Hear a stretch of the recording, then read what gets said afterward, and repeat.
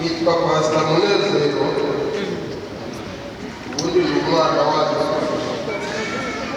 abaje kubasura twifatanye gusoza no gutangira umwaka.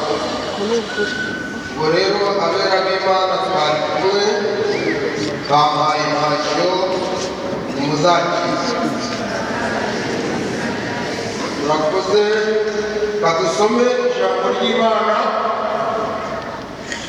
Agenzi ko ngiye kugabura mu gihe gikomeye cy'uziko nagira ngo urwandiko rwa mbere rwandikiwe Timoteyo ibice bitandatu. Urwandiko rwa mbere rwandikiwe uwitwa Timoteyo ibice bitandatu.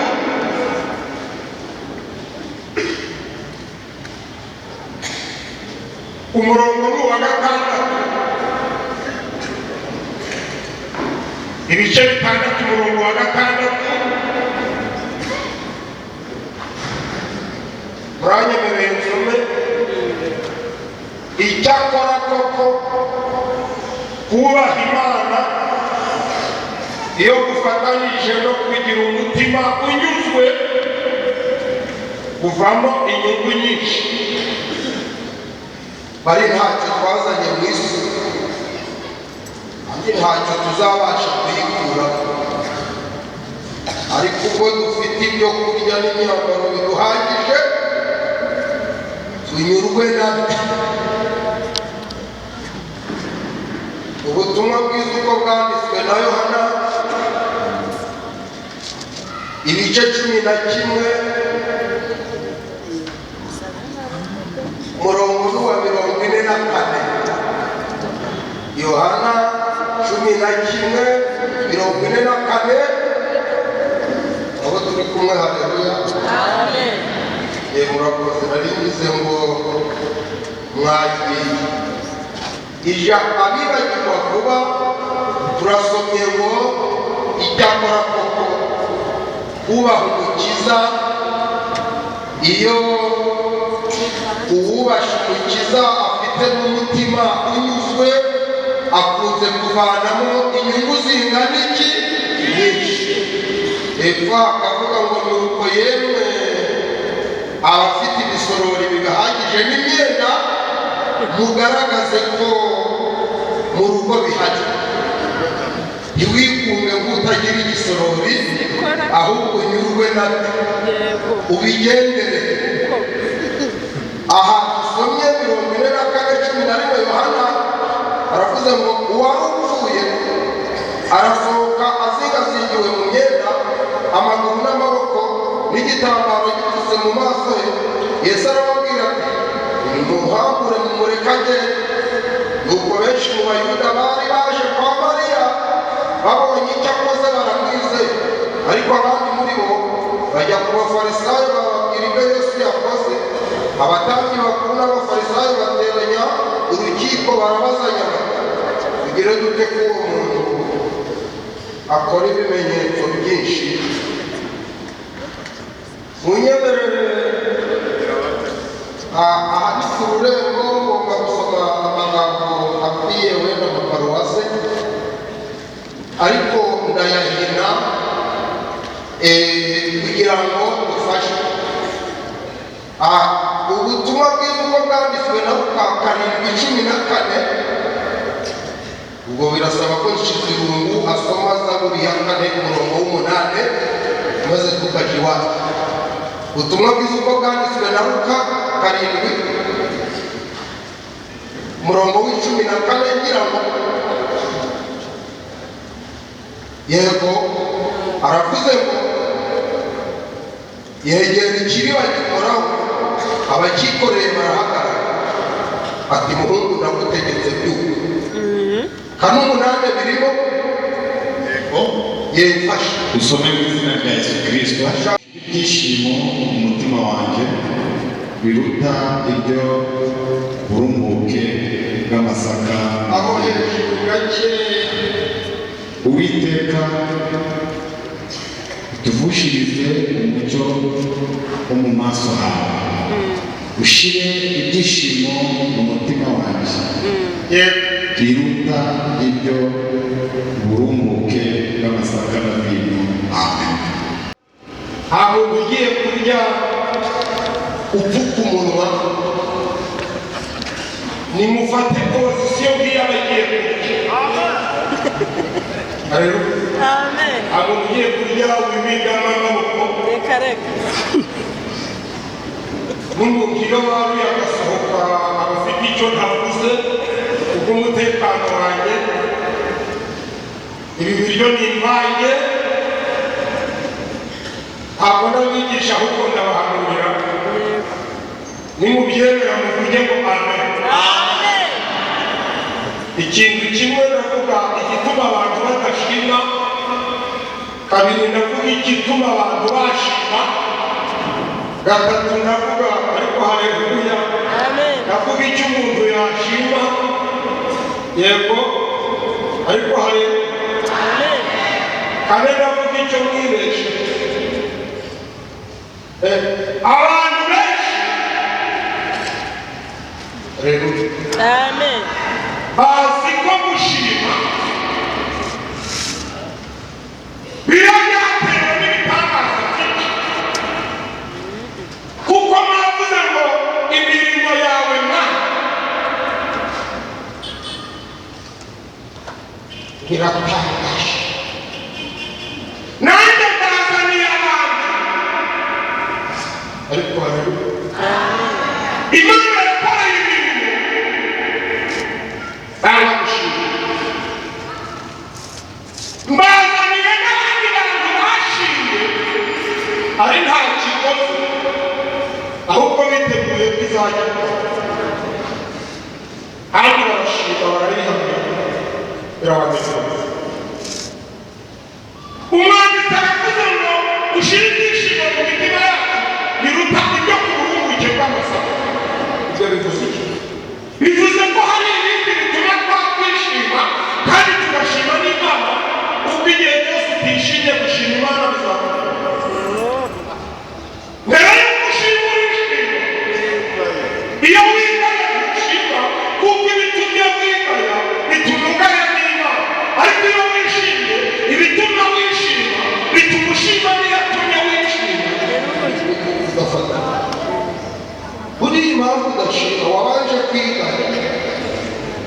uvuga utari ku ntange nanjye ndajya mu ruhame rw'abashimwe ariko itambuka ukumva ufiyemerera waremba nkaha kumva icyo umwami yakoze wamanuka gatoya ukibuka aho yakuvanye wahindukira ukibuka ibyo mwavuganye azakora wumva amashimwe akutukuye.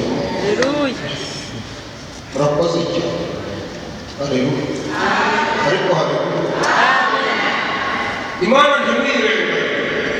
Yesu yarazindutse karasura Mariya asanga umusaza wabo ari mu mva asanga yarandutse abantu bahicaye nk'uko mwicaye ibihande bitatu no hejuru muri VIP bose bahicaye asanga bari kurira mu nzu bari kurira abashumba barira abagize barira kigira konti kirira ndavuga iri gihe tugezemo kugira ngo mubyumve neza abantu bari kurira bati igihe Yesu arandutse bati twaje gufasha umuntu wacu yagize ibyago arababwira ati rero ngaho nanjye ikizanye ni ukubahoza mu mivu baravuga turayaduhoze ngiye kubaho ngiye kubaho mwabuze n'umutishima murabafite Yesu yegera ku gituro aravuga ngo Lazaro atukurukamo imyenda ko bakamuzingazinze izingazinze no mu maso bayikuraho Lazaro yicara hamwe nabo abantu kimwe cya kabiri kirishima ako kanya ntabwo ibideserema ikipe imwe irasohokera hanze iravuga iti akoze ibitangaza Yesu turamugeza ntabwo gushima biterwa n'ibitangaza biterwa n'umutima unyuze ndababwira abantu yabikoreye ntibashima bameze nkawe kugira ubwoba ngo ni wowe gusa ntiyanabwo ko depereso hari abantu benshi batishima batanashima bateye ikiza ibiragiye ikora inama baba batoranijemo reba nawe umunsi umwe hazutse umuntu wari umaze iminsi itatu barahicaye serikali barayihabwa urufuro rusubiyeyo akongera aravuze ati bene data aho kugira ngo bashake ibyo kuyagira umuntu abantu ntabwo bazi muzababaramo ubu ntugire ngo naho abaje gushaka jamais de l'Afrique moderne genda uraye bashimye 1700 francs rwanda kuba n'abantu ibihumbi bitatu urashaka umwe yashimye urumye ese kuruka ntabwo ari ukubura ibitangaza ni ukubera imitima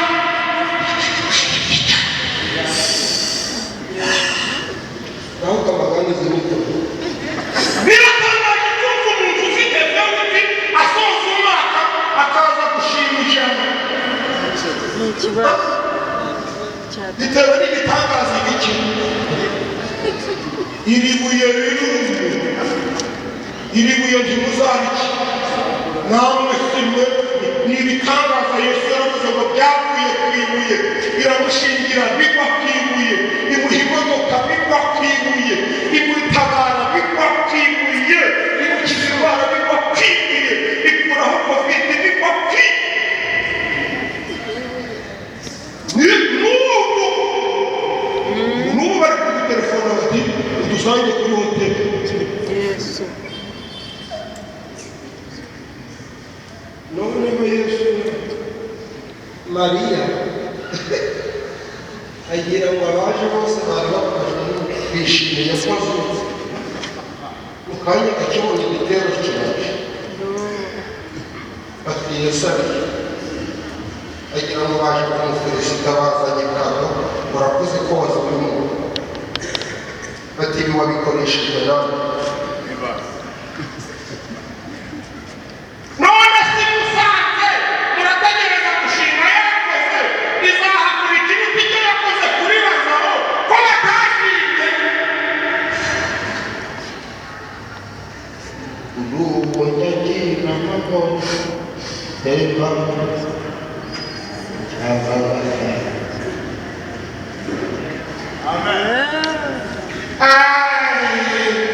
abantu turi kumwe bakujya ngo Imana idufashe. Imana idufashe. Iragushima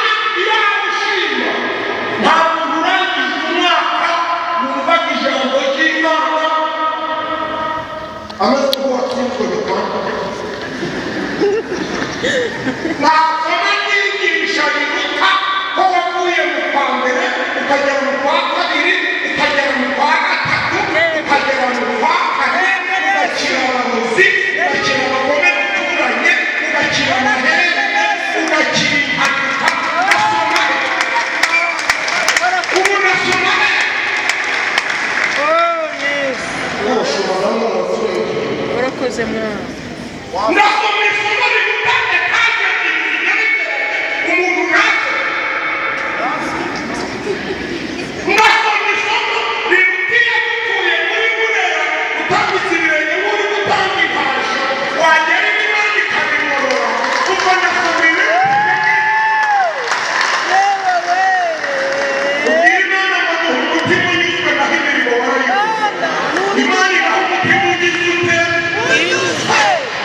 imirimo yarayikora yafashwe ikomeye none natwe turishimye. Haleluya rero. Munezero wareka ndasoma isomo riruta imyaka 40 wari ufite ntawe urakubwira ngo yibaziyu Yesu. wamara ukabona agasore kararembutse kakakubwira kati joti kambarimbeka hano ndasoma isomo riruta umukwe kutishimira Mana data wa twese. ndasoma isomo riruta bundi mwicaye aha amaguru yagaturutse mu birunga uwiteka agatega amaboko ati bishubijeyo ukongera mu gacuruza tukaba tugeze kuri bonane ndasoma isomo riruta ko uwiteka yasubijeyo ibitero. Urakoze kuturengera. Somera chapitre combien verset combien quel livre ikihe gitabo n'ibikurimo zibiki Yesu. ingingo imana iguha umutima unyuze Mana. ndasoma isomo riruta ko mwirirwaga mupfutse umunwa n'abashuka mwese Yego we. kavuga ituvuga kuko nawe tuyeho agapfukamunwa Ndabyibutse we. ntimwasi urashimwe n'ufite umutima unyuze Gusa. ufite umutima unyuzwe arashimwa Shit. bitewe bamubwira ngo Imana yaramutse kugera isodoma ntabwo hashima ibitangaza hashima umutima unyuzwe niyo mpamvu ijambo ryavuze ngo tuzagushima dufite ibyishimo biruta ibyo ku burumbuke bw'amasaka yera atera naho niho naho napfa siko kundwa n'umwana. Amen. Hari umugabo wari umeze nk'aho afite umugore w'igare yavuga ati ururuka akazamuka yavuga ati zamuka akabona yavuga ati teka agakuraho yavuga ati uraho inkono agashyiraho inkwi shyiraho ibijumba agashyiraho ibigori shyiraho ibigori agashyiraho neza yari yaramushe nkawe ngo noneho isanduku y'Imana iratashe utishimye isanduku yatashe azishima cyane. Yesu. igihe ijambo Dawidi ati ndagushimye Mana kuko bikaba wategeka bigakora bikanza amahoro aho yageze bagakura ibintu mubara ati yarameze kuburyo waba kuriya wamufize akaba kuza ngo nta byago mbona ibyago mbese ubona zigiye ngo kera wagira ngo nshatse mwene reba umuntu urarakara isanduku y'Imana igize iteka azishima cyane azishima cyane Yesu. aho mbabarije rero mwana yego umva mwana honze mbabarije nuko n'iminsi ushigaje ari mike ayiwe ubabarije uracyavuga ngo haraye kwishima turi mu rugendo tuzataha Yego. aho utavuga n'ifonze bavuga mu kinyabupfura noneho bari kuvuga mu kinyabupfura umuntu uri kwigisha abadisitura abaterejuweri abanyine iyo igeze isonga muri komora igeze isonga mu nahe ibwira n'abafite ipfuko mvuganye nawe Yego. nkuroko y'isomo n'abadamu bawe ndabarokoye n'abakobwa bawe ndabarokoye famiye yawe ndayirokoye ashima umutima ijambo ryaravuze ngo baciye umutima yabikanga Kure. ubu nuko uri kwigisha wowe n'ingingo byaryoshye ubu hanze hari abakiriya sohoka urebe utagira ngo ibi hari abo bitari gufata kandi byaryoshye mwabirimbye bimeze neza birimo akunyu ariko reka abari hanze bari gukwambuka barajya capati n'ibisuku by'imisaha Oh, mana. ariko wacu aravuze ngo ibyishimo Yego. Haleluya. urubuke bw'amasaka arunge nishime yeze nishime sana zo kurokora roho yamurokoye sabuga naho abakobwa akaba akabonye mwana akaba akabonye mwana saa sita z'ijoro yamurokoye sabuga bari bafashe umufuki bashyiramo umunanurajipo batinguramo garigazoke bashyiramo imbeteri Ariko we. bashyiramo igiharavurwa bashyiramo umwenge maze bandikaho agapapuro kavuga ngo ubuziranenge bamanurira itafari batereka se isa amaze kunywa umuntu warakoze saa yine aho gushima imana ati nshyize isaka yarari sino nakupenda reba umuntu warakoze saa yine akaraza abakobwa azashima ryabo Yesu we. siko mwize bibiliya ibi bintu mwongera ngo bisubire bagenda kuhamaza avagotire ibisebe gite wowe ndakubaza reba sodomu na gomora umusanze n'ijana abantu bose n'ijana bari papa harimo ba nyogosenge wowe uvuye muri ubu uhemba imana kuraza abakobwa bawe Yesu. azashima ryabo Naho.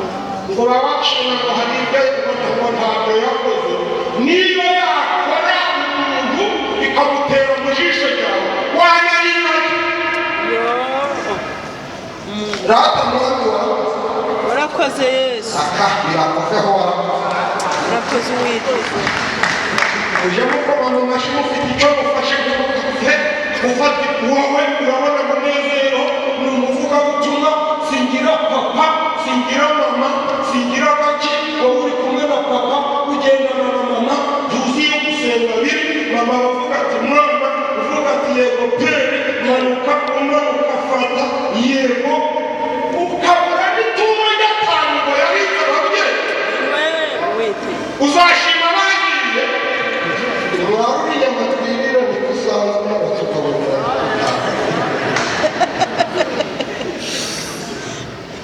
akukora imibare ushimana ibitangaza cyangwa mu mutima umutima unyuzwe barimo urahara Turaho. hari umugabo uri hano wasenganye na Nyirasafira barasenganye na Nyirasafira aravuga ati uramutse umpaye abakiriya bakagura tagiseriya rero njyewe guhereza iki cyifuzo iyi sanga umuhanuzi ati ngo bivuganye nawe irakugurishirije atape imugurishiriza saa yine areba saa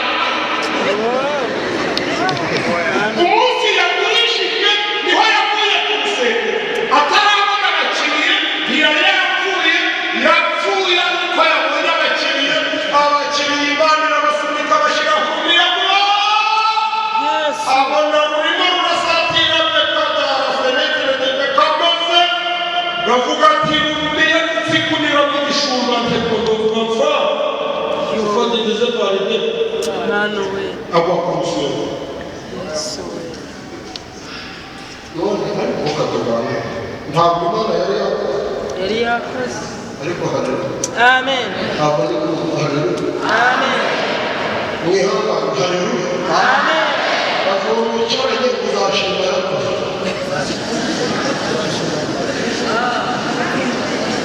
umutima unyuzwe ari we do Ariko dusubiza inyama zikuze. Uzashima yakoze. Munezero arasetse. Uje gusenga. Umushumba w'ururabo rwa Munezero aravuze ati mukwite gusenga. Ntabwo ntiwase. Uri gusenga kuzikora. Biri kumashigasha bihanganye. Umuntu udafashijwe ari gusenga bateye.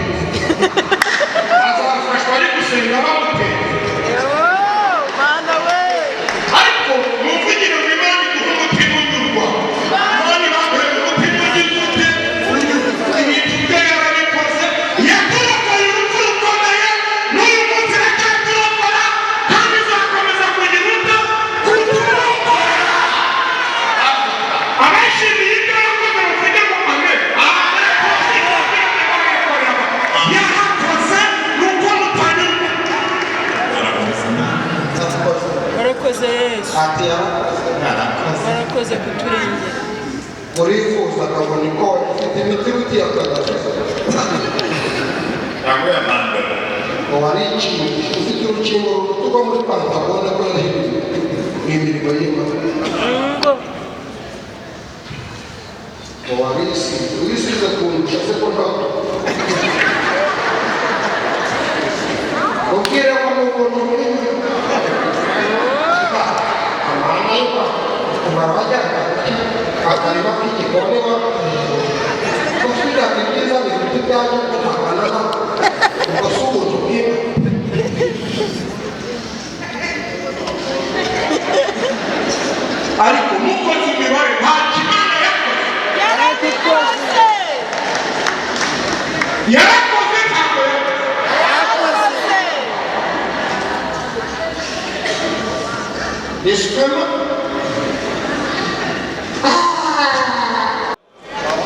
oya wahoze muri korona.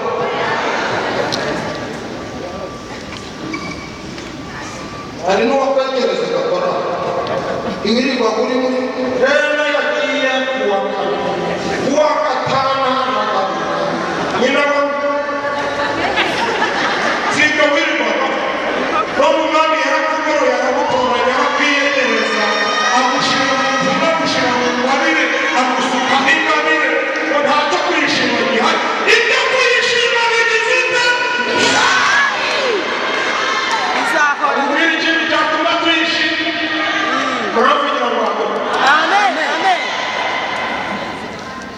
basomye Luka 7:14. Aho birindiyemo kabyarumuhinguyemo. N'umugore wapfushije umwana amaze gupfusha umwana. Iwe Yesu. Hereza uwo mwenda ariko mwajya mwita. Ibyo kwishimira birahari. Abumva bihari batera haleluya.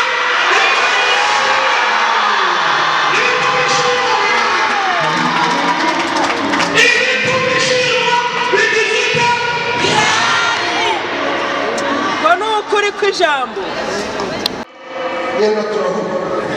Yesu uri kumwe ahuye nawe aravuze ati shyira hasi. Kuramo uwari urimo usubize ikirago mu rugo.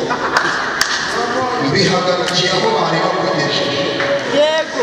Mbihagarikiye aho bari bakugejeje bagiye gushingura umuhango wo gushingura. Nawe uhagaritse imbere y'umuhango wo gusubiza.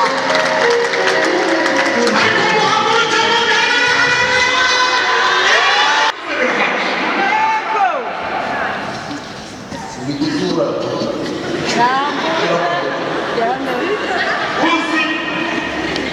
Yo, izina ni Pati.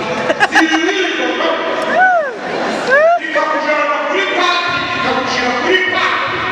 Kuri Dufate John. yarakoze ntabwo yakoze Yarakoze. ntabwo ari we wanyuzeho nyamakumva uri kuririmba ngo isako cyamubwira amuhereza zabayari abotungana baraheze aho yewe na runini burya ni wari wabuze n'uwo wose none se ntabwo kibuga ari mu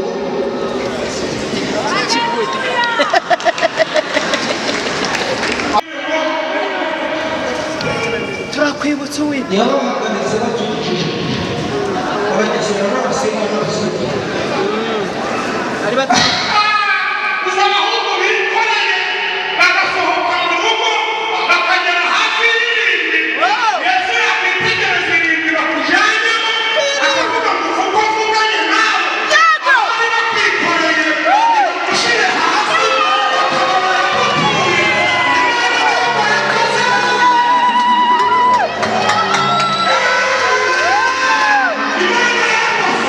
yakoze Yesu. Turabigushimiye. Niwakira amashimwe.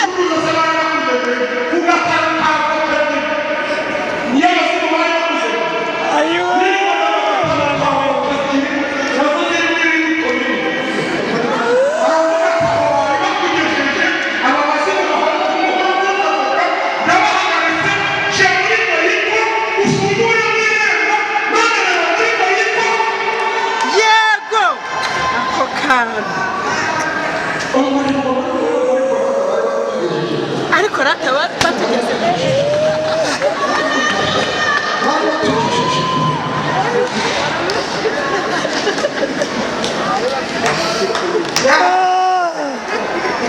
Ana we. Haleluya. nayo yandikuze ariko kwiyitaho nta joro yari ikugejeje Yego. none bibiliya nayo ikugejeje aho tugeze ni heza ahantu tugeze ni Amina. bategereje ko turaba kwizerwa agahagarika abari batwikoreye Yego. Arabahagarika.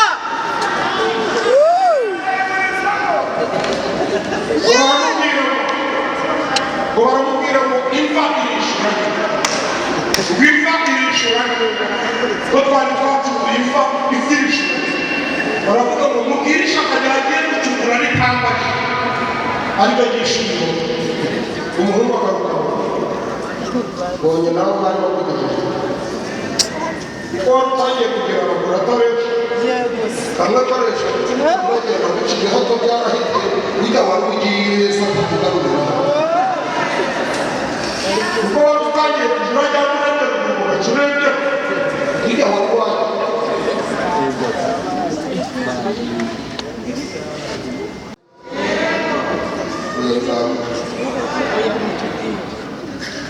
iyo utanezezwa n'ibyo yakoze Yeremiya 20:10 izi byo nibwira nzababwira muri 20. Amen.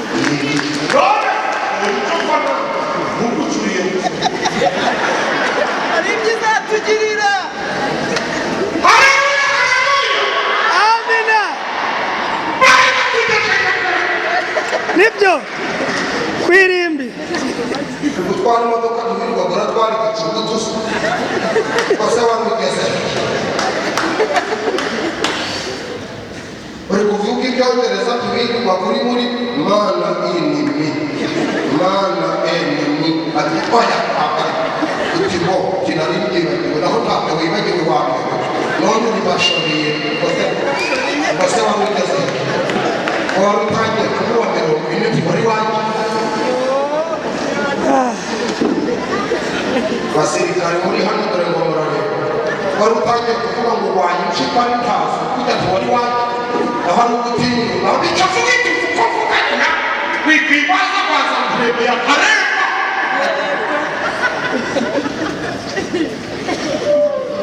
ariko ibituma twishima birahari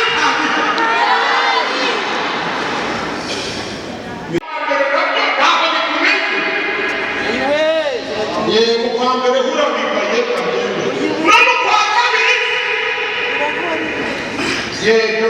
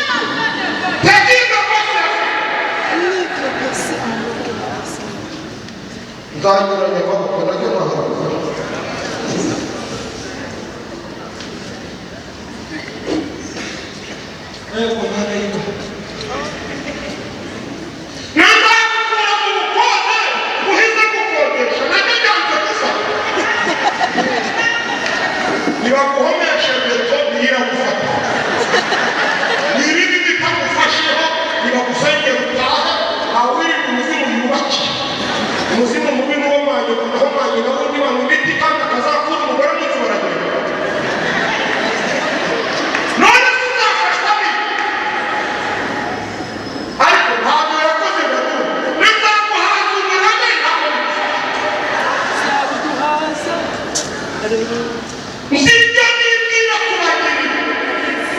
Si bibi. Ni byiza. Kugira ngo barebe umutima n'abakora.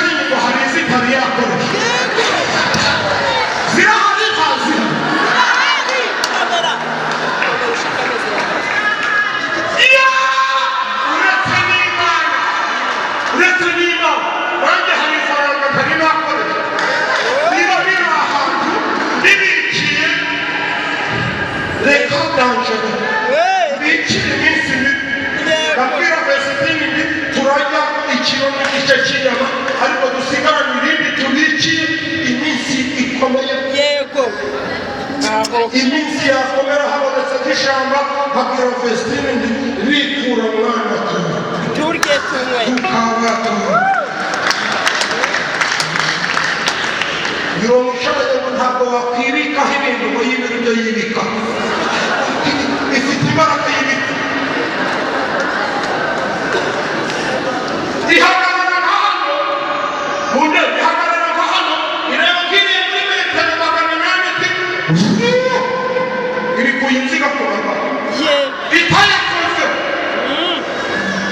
ifite imbaraga ikoresha ibakoze yajanye nebukadineza kurisha itari kumera ntiyigeze mubwira ngo ndakuyoba yakoresheje ubushobozi ifite ubushobozi butari umwami akaja kurisha muri nijoro akavayo akaja aganira n'ibisimba ntihagire umusimbura ntihagire abamwungirije baja gushaka bakazashaka kuko imana irangije activite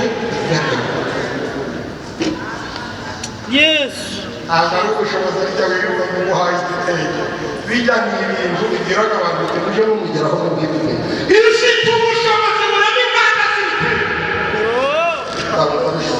irebe ngo nk'aba baravuga bati ntamva zari wegera bibwira muzi tuva uko mvuga gisa hari ibintu by'ibibaraga n'ibite aho nabibikura bikaba amazi bagera uwo gusa wanati amazi barahagaze abisirayeli barahagaze abisirayeli barahagaze ubushobozi yari yarigeze gukoresha iba yabuhitse abazi mahuriro azakomera nibamara gukomera mu kundi witwa ubu tuzabaho bagashaka tuzabaho batabyifuza bakabishaka ifite ubushobozi bwo gufata inama yo kwimikana ikayireguza ntabwo bari bagiye kwimika bene Yesayi bose irabareguza izakanirwa ikoreshejwe igiti yakoreshejwe batugira amazi ija guterura uri mu ishyamba bati ko atadodesheje ababidodesheje ntabwo badukwiye urangana ibyo badodesheje ahinduka avuye mu ishyamba ku gitondo yari ari kubaherekana usanga none yari ari kubaherekana bazatunganya imirimo ashinzwe irabufite ntabwo mutabyumva turarora ifite ubushobozi bwo kujya mu bukwe ikenda batagiye kubekesha kugira ngo yakore yabukoresheje mu bukwe bw'ikawa nta masaka nta mugabo nta giti haleluya igiye kubukoresha ifite ubushobozi batabetesheje eshezami ntabwe n'isoko n'imari etetera igakora umutobe ako kanya bakanywa baracanyemo bakavura yesu irabufite ntiyari yamukorera ubwo ntiburakura irimo irateganya ko harazaka kwishima hejuru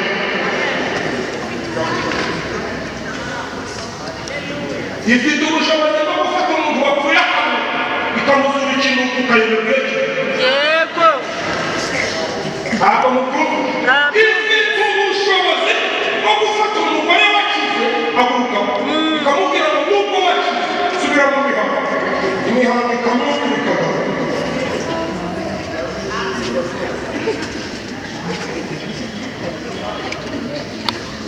ifite ubushobozi bugere ku mbere ifite ubushobozi aragahugu kari kazanye umutsiga ngo ndabizi iyo basenze ntibatera iragahamagara karayiza igaburira 5,000 idasubiye muri kuranga abahanga yaguhaye ikirago ze ifite ubushobozi bwo kubangurira ihene ntabise kumwe kizugu ifite ubushobozi bazakubera mu gihe nubwo bakwiriye urugondo usongora uduti ujugunya utuduti wahene muri muhango ikavuga uko bivuze umwami ane dime bafashe intama zifite mfite ubushobozi irabufite yabwiye se byari bikubaye ukuntu ndishimye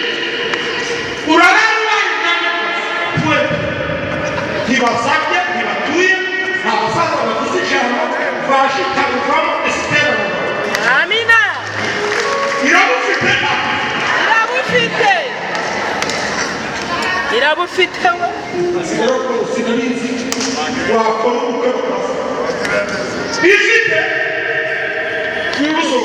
ifite ubushobozi bwo gufata igisambo cyahaye kiri bagitwaye guca cyahaye kiriba kikarora muri ntikishyuye nta kubatiza nta nibature nta cyacumi nta zimano irakibwira iti uyu munsi turabana muri wese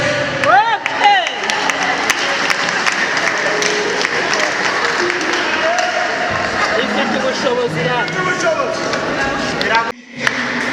ubona kimwe iki gihe kizaba duhari ntacyo tubareka ibi bihugu n'ibizaza hano ibi ni inshingano mfite ndirinda unita imitwe yawe ifite ubushobozi bwo gufata igisambo cyaraye kiriya ikagihakora ifite ubushobozi bwo gufata Mose avuye mu butaka ikamwihambira badaca ihagire uba n'ubutaka kandi yamuha ikamutunguka iwabo bafite ubushobozi iyi mana yakabona ikanga umunsi yapfuye niho yarwanye ubundi akiri ubuzima Yesu igihe yarwanye ageze ku muravuga ngo hejuru yazuye azaba yageze ku bituro byose biri kuzimu aravuga ati umuntu wese dufite icyo dupfa tuzamukane umwana wese twabanye mu masengesho ntabwo woga azamuka asubira iwabo muri karitsiye bakabona bazimana baje ati nimukomerere niba bapfuye ariko bakabona senateri baje ati mubwire nge nora kana bati wakora barapfuye uhuye nawe ati kuyiba uvuga bikaba yategekana yego wite arabufite ba kumva ma mirongo icyenda guhumura kigura uni ku mutwe wawe gusa uni ku mutwe wawe utayishimira ibyo wakoze wishimira ibyo igiye kuzaba nutayishimira ibyo yakoze wishimira ibyo igiye kuzaba hari imbaraga zigiye gukora muri iki giterane ni imbaraga z'uburyo bumwe yakutumyeho ko yanze ko wambukana icyaha wari wambukanye ufite ibyaha igiye kubabarira byose urambuka uri gusa naho byatukura tukutuku igiye kubihindura umwe nabisibwira bya imenya nakaka abyentometena ikintu cya kabiri nako iramukuraho umwaka wari wambukanye urambuka uri umunyamugisha kuko umwaka wari waharakurikira irakubabarira icyaha ikuraho umwaka wagikurikiye niba hari umuntu uri mu iteraniro wari wambutse afite igicumuro kimureba ahagarara ahari wigize akizwa akaba ahagarara ahari utarabatizwa mu mazi menshi ahagarara ahari uwaguye ntibabimenye ahagarara ahari n'uwaguye bakabimenye ahagarara ahari utazijora ari kukubwira ngo uri umwere aguhindura umwere yesu isaba Shizirungu Batubwiye kurafurumira uriya mushumba wa gatatu n'umbere mikorofone maze tuyabatwira ufite isoni ntabwo izi mbabazi zireba buri wese zireba ngo uciye ufite ibyo wari wambukanye ibirego